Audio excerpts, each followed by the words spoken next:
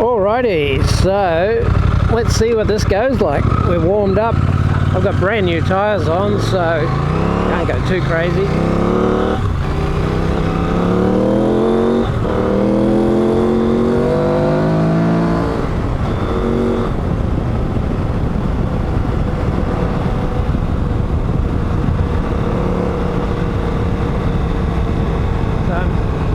Using the same helmet that I normally use for my adventure rides, so you're comparing microphone to microphone.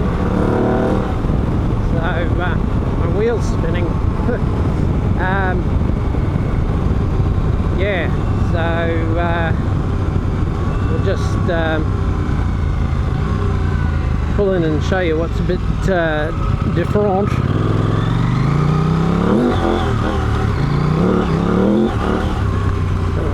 You might hear a bit of difference, but let's have a look and see the bit of difference.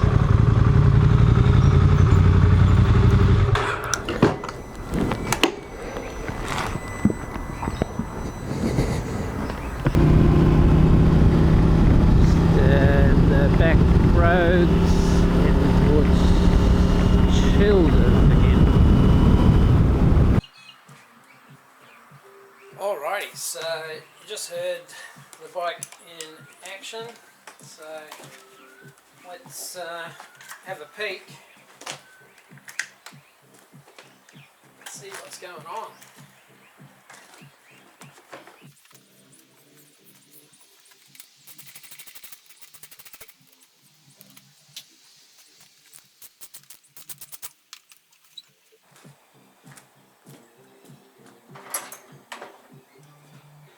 So, what have we got here?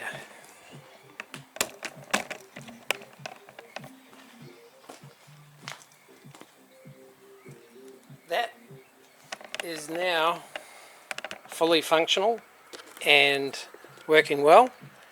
It is powered by a battery down the back here. I went to the lithium so it can go on the side, no dramas. Also added a breaker switch for when you leave the lithium batteries.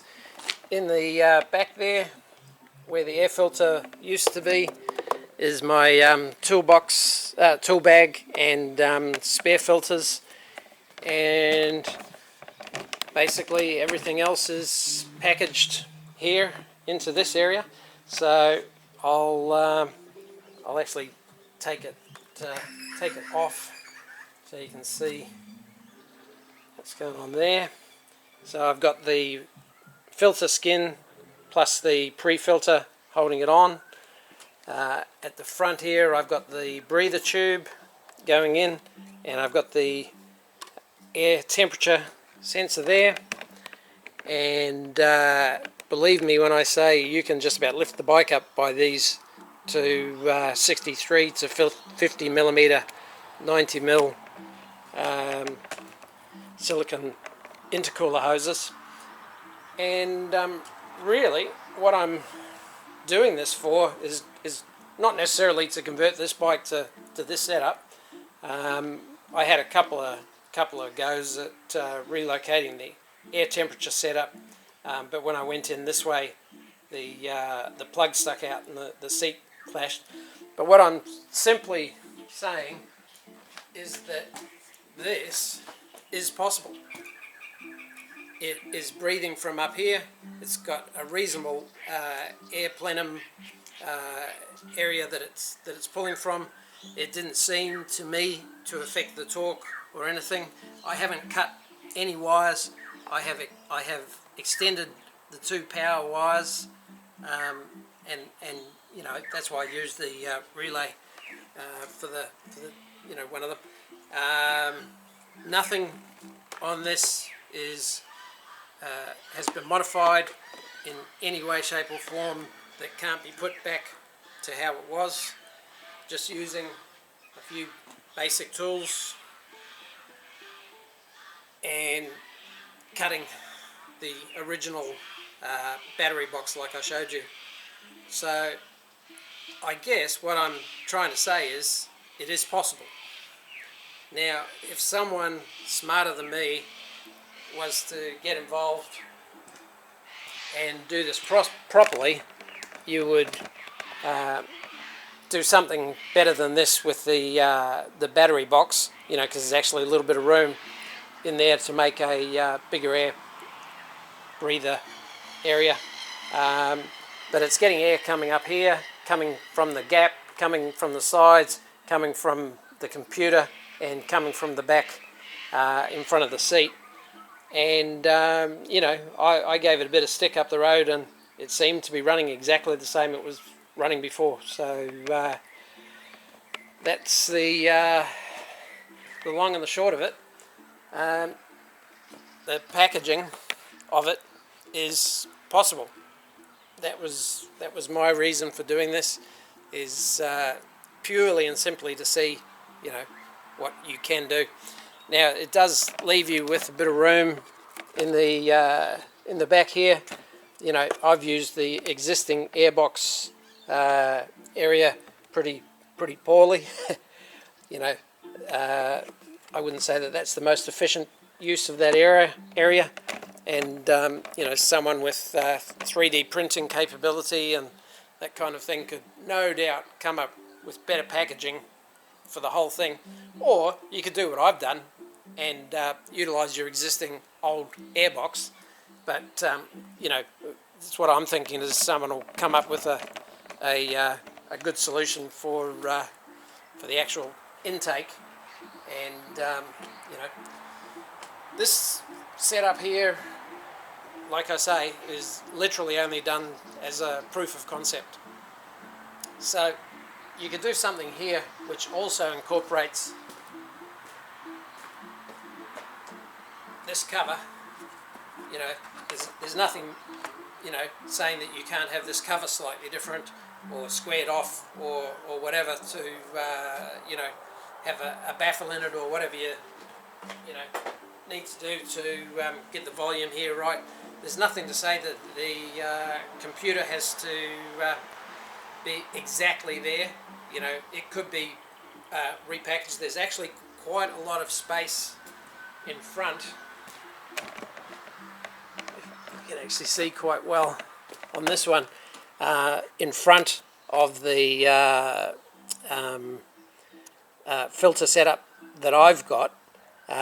You know, and I thought you could get the computer down there on that angle and utilise this space up here and turn it into a bigger area, you know, to get more volume and you know, filtration like the you know, better systems used for the rally bikes and stuff. So as I say, this is purely and simply a demonstrator as to the packaging possibilities. So I've done my bit, and I'd love to hear from anyone who would like to take this concept to the next level, you know, and actually do something with it and do it properly. Just for your information, it's about $35 worth of snorkel, $52 worth of silicone hoses, and $15 worth of extended power cables to get this going. You know, I don't know, $5 for two good clamps, good quality clamps, which, you know, it's a bit tricky getting them on. And to be perfectly honest, more nicely engineered solution would incorporate this lip, which is on the original intake where it goes onto the carb, because once that's clamped with that lip, it actually forms a mechanical seal. So, you know, one of the options I was talking about was actually cutting this using a 90 and incorporating this, but I went with the 63 to 50, which actually funnels down nicely into the curve, and you know, good clamps, and yeah, I've been moving this around, repackaging things and getting things in the right space. And, I've checked and they haven't moved a millimetre. There's also no doubt a better way to utilise a little bit more of the space there, uh, more efficiently, and free up at least enough space in there to get tubes and other bits and pieces in there. But yeah, it pretty much achieved what I set out to achieve, and I hope it sparks some interest. And please, comment if there's anything you can do to develop this any further. I'd love to hear from you. Cheers. And don't forget to subscribe and hit the notification bell if you want to see some more of these videos. There's a couple more coming up and a few more bits and pieces. So, yeah, stay tuned. Thanks for watching. Cheers.